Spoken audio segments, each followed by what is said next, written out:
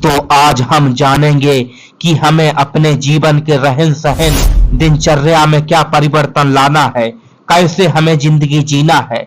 धर्म ग्रंथों के अनुसार श्री कृष्ण ने जो कहा है उसी के अनुसार हमें क्यों चलना चाहिए, कैसे चलना चाहिए, आज हम जानेंगे। सावधान, कलयुग अपनी चरम सीमा पर है। अगर बचना है तो पुराणों की भविष्यवाणी अच्छी तरह से जान लो। ज्योतिष विद्या और पौराणिक ग्रंथों में प्रत्येक युग की तुलना अलग अलग की गई है।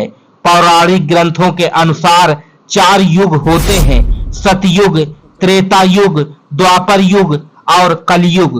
कहते हैं कि कलयुग में पाप अपनी चरम सीमा पर होगा। वर्तमान में कलिकाल अर्थात कलयुग चल रहा है।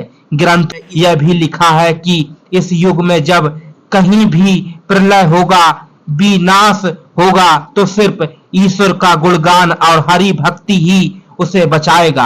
आओ हम जानते हैं कि कलयुग में सावधान क्यों रहें और कैसे रहें। नंबर 1, सतयुग। सतयुग में प्रतीकात्मक तौर पर धर्म के 4 पैर थे। सतयुग में राजा हरिश्चंद्र हुए थे।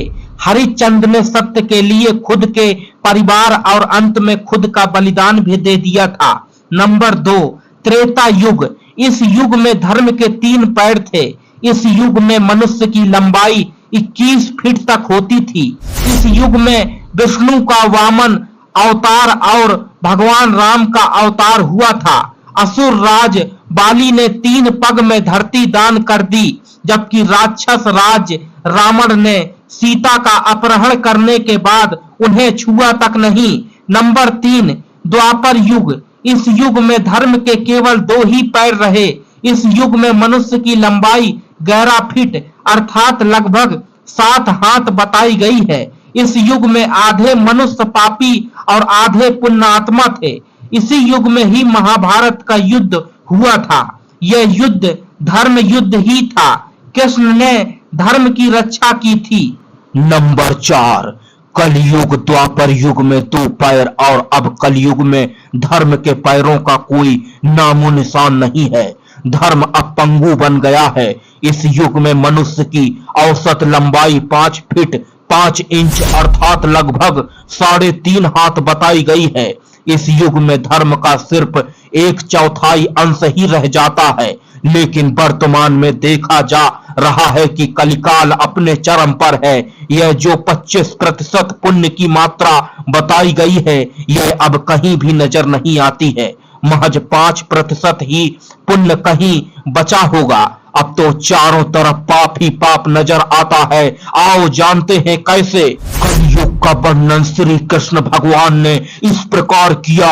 कलयुग का वर्णन करते हुए श्री कृष्ण जी कहते हैं कि कलयुग में ऐसे लोगों का बोलबाला होगा जो दोनों ओर से लोगों का शोषण करेंगे, कहेंगे कुछ और करेंगे कुछ, मन में कुछ और कर्म में कुछ और। ऐसे ही लोगों का राज होगा। इसी प्रकार कलयुग में ऐसे लोग रहेंगे जो बड़े ज्ञानी और ध्यानी कहलाएंगे। वे ज्ञान की चर्चा तो जोर शोर से करेंगे, लेकिन उनके आचरण नीच और राक्षसी होंगे। बड़े वह पंडित और विद्वान कहलाएंगे, किंतु वे इसी फिराक में रहेंगे कि किसका धन वैभव और पद मुझे मिल जाए। श्री कृष्ण जी के अनुसार कलयुग का मनुष्य शिशुपाल हो जाएगा।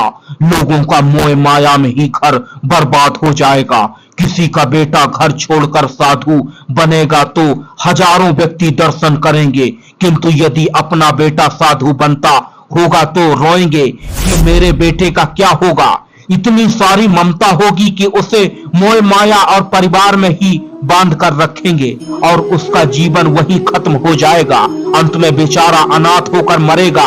हरिहर श्री कृष्ण जी कहते हैं कि कलयुग में धनवान लोग लड़के लड़की की शादी में, मकान के उत्सव में, छोटे बड़े उत्सव में लाखों रुपए खर्च कर देंगे, परंतु पड़ोस में ही यदि कोई भूखा प्यासा होगा तो यह नहीं देखेंगे कि उसका पेट भरा है या नहीं। उनका अपना ही सगा भूख से मर जाएगा तो वे देखते रह जाएंगे। दूसरी ओर मनुष्य मौज मस्ती और मदिरा मांस भक्षण और व्यसन में पैसे उड़ा देंगे, किंतु किसी के दो आंसू पोंछने में उनकी जरा भी दिलचस्पी नहीं होगी। कलयुग में मनुष्य की दिनचर्या निम्न वर्ग की होगी, उसका जीवन पतित होगा, धन का लोभ उसके जीवन में निरंतर बना रहेगा, पद सत्ता मिलने पर भी उसका मन संतुष्ट नहीं रहेगा, किंतु हरि भजन और सत्संग से मनुष्य का जीवन सफल हो जाएगा और उसे मुक्ति का मार्ग मिल जाएगा।